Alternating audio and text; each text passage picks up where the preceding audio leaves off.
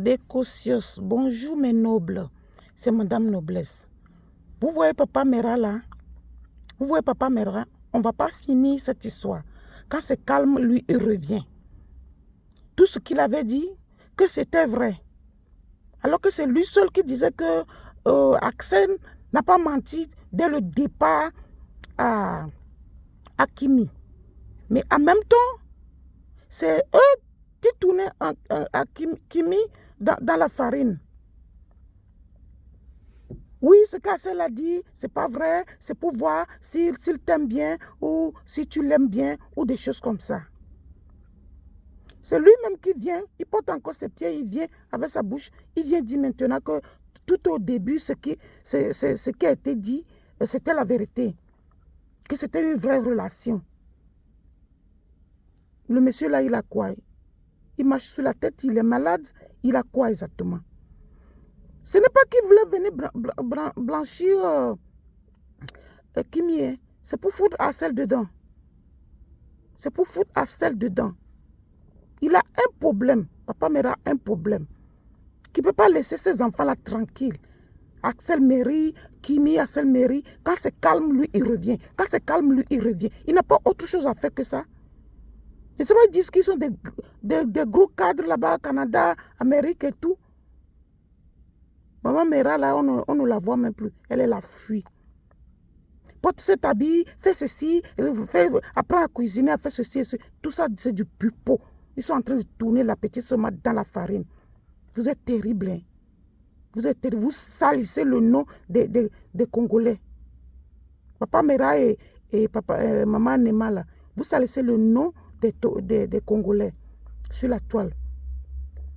On dirait que vous n'avez rien d'autre à faire, surtout Papa Mera. Il n'a pas autre chose à faire que l'affaire de Kimi et Axel. Il n'a pas autre chose à faire. Vraiment, si celui-là travaille vraiment comme on le dit, un grand cadre, il ne peut pas se comporter comme ça. Lui-même là, sa vie aussi ambiguë. On ne comprend rien. On ne comprend rien. Toujours derrière Kimi et Axel. On se demande ce qui se passe avec ce monsieur. C'est bizarre. Ce monsieur est bizarre. Quand il voit maintenant peut-être Axel ne veut plus marcher dans leur jeu, peut-être maintenant il revient. Vous allez voir, prochainement il va encore dire, oh, ils ont couché ensemble. C'est parce que c'était une vraie relation. C'est ça qu'il a commencé comme ça là. Comme on avait dit, Tata Lolo avait dit que non, heureusement qu'ils ne sont pas sortis ensemble. Tout le monde sait qu'ils sont sortis ensemble. On n'est pas des enfants. Nous tous qui sommes vieilles aujourd'hui, on est passés par là. Kimi était vraiment dans la relation. On l'a embobiné. Ils sont sortis ensemble. Ça, personne ne peut nier cela.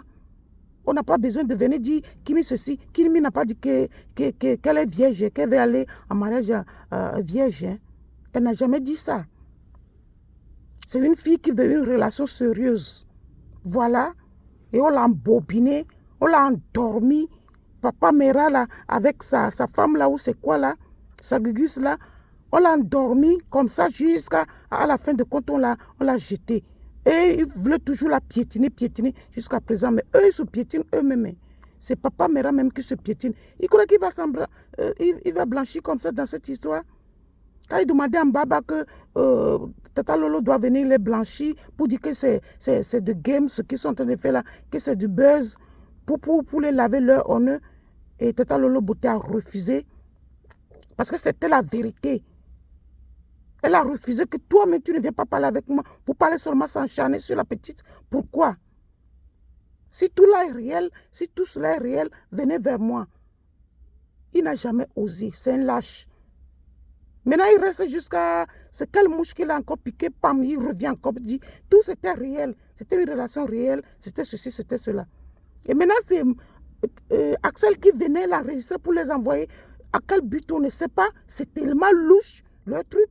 Et maintenant, il vient dire maintenant que Axel avait dit, ouais, je ne t'avais pas dit dès le départ, s'il te plaît, Kimi vient me défendre parce que c'est une mauvaise guerre maintenant, parce qu'il a vu que ça chauffait sur lui.